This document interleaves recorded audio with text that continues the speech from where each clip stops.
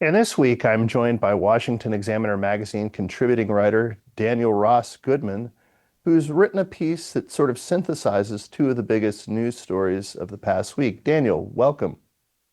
Thank you very much, Jim. Good to be here. Thanks for being here.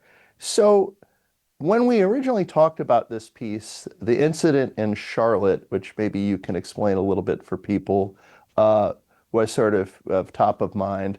But then the assassination of the conservative activist Charlie Kirk also happened. And there's been a lot of criticism of how various elements of the media have handled both stories. Why don't you walk us through a little bit what this piece is about? Sure. The piece is about the murder of Iryna Zarutska, the Ukrainian refugee who was tragically murdered on a train in Charlotte, North Carolina, in August, towards the end of August.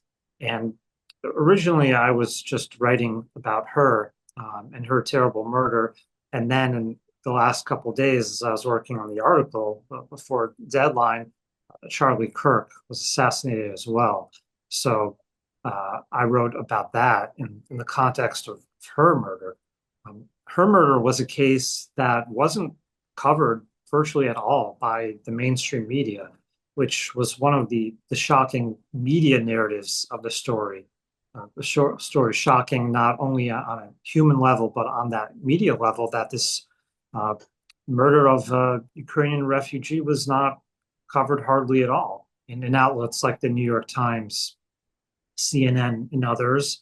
And it was only thanks to conservative figures and posters on X like Charlie Kirk in a tragic twist of irony like him who had brought it to our attention. Right. And so when some of the corporate media outlets did start to cover it, they framed a lot of these stories as Republicans pounce or conservatives pounce or MAGA seizes on this as part of Donald Trump's crime narrative, and maybe not really with the focus where it properly should have been. Yeah, that was another troubling aspect of the story and the story of how the story has been covered in the media, which is how when, as you correctly mentioned, when the New York Times and other outlets finally decided to cover the story, uh, their framing of it was a framing of, well, this is just about right-wing outrage or conservative anger. Mhm. Well, part of the outrage was because they had not been covering it at all. So then when we move on to Charlie Kirk, who, as you mentioned, had really been one of the people at the forefront of getting attention to the murder in Charlotte, he was murdered himself. And there's been a little bit of a disparity in how, or maybe less so, but there's certainly been a little bit of a disparity in terms of how the media has covered that story.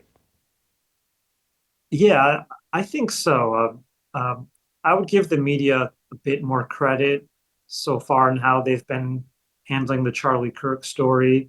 Hmm. Um, Although there have been cases already of um, the New York Times, for example, attributing an anti-Semitic statement to Charlie Kirk that was incorrect, that they had to retract, and trying to subtly frame him in the short days aftermath of his death as this uh, anti-Semitic, racist, non um, just hostile figure in public discourse that was incorrect based on his actual statements, and they had to issue retractions. So, um, and the kinds of op-eds that they've been letting in the paper and publishing have now started to uh, portray him in a bit more of a negative light.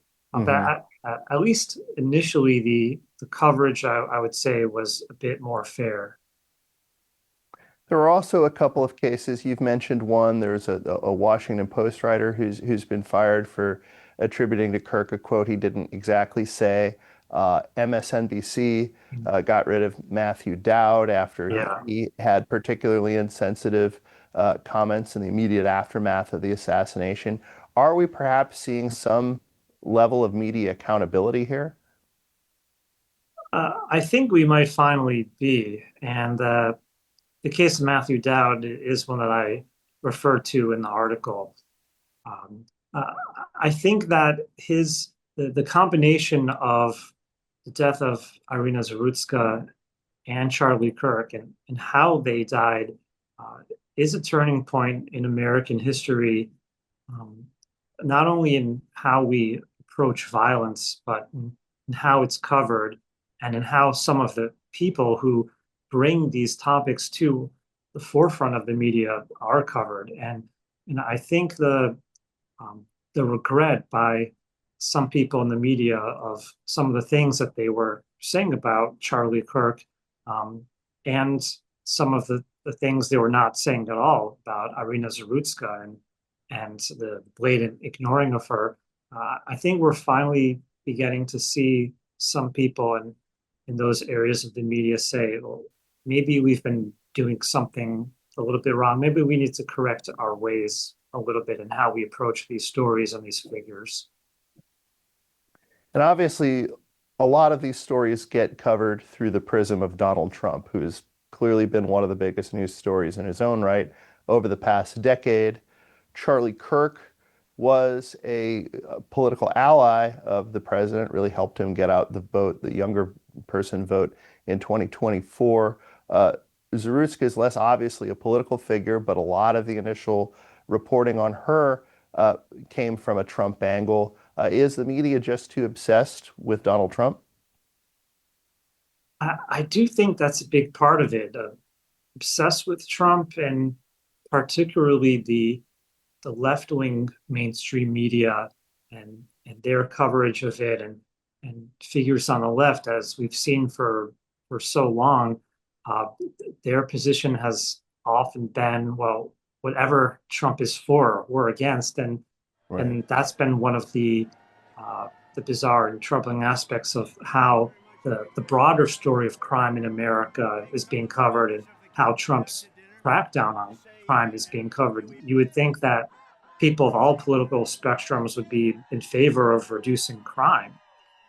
But if Trump is for it, then the left has to be against it. And then left wing mainstream media has to find a way to argue with the way that Trump is going about his crime crackdown or wanting to police crime at all. So that's definitely a part of this story. Certainly troubling times. Thank you very much for Yeah. joining us, Daniel. Thank you very much, Jim. If you're watching us on YouTube, you can read Daniel's full article by clicking on our digital magazine right here.